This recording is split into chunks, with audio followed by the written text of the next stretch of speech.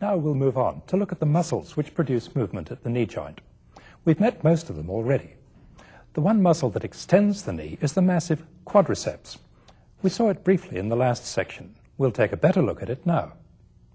The main flexors of the knee are the so-called hamstring muscles, semimembranosus, semitendinosus, and biceps femoris. Besides flexing the knee, the hamstring muscles also extend the hip.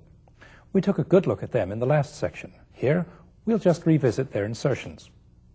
In addition, we'll look at three muscles at the back of the knee that we haven't yet seen: popliteus, gastrocnemius, and plantaris. We'll start with quadriceps. Its name comes from the fact that it has 4 heads.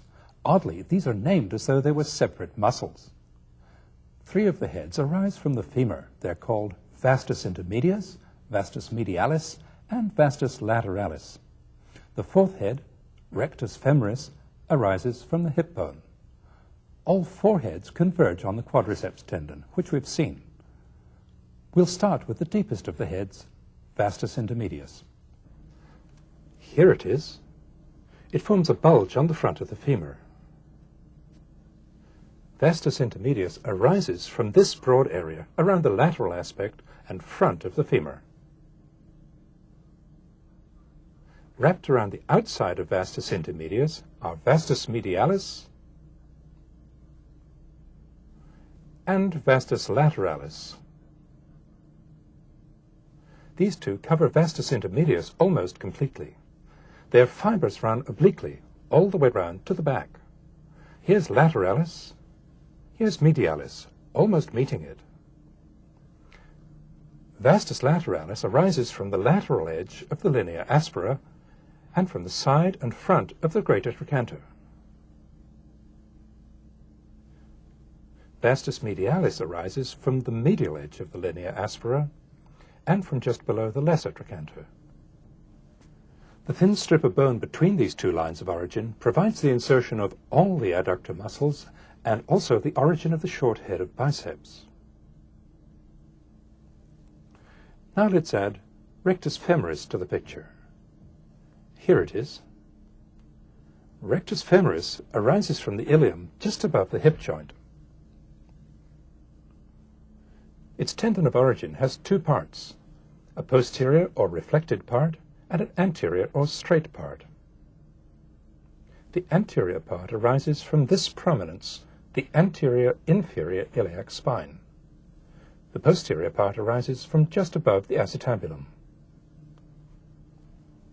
All 4 heads of quadriceps converge on the quadriceps tendon. The lowest fibers of vastus lateralis and medialis insert onto the sides of the patella. The principal action of the quadriceps muscle is to extend the knee. When the foot is off the ground, that action simply straightens the leg and holds it straight.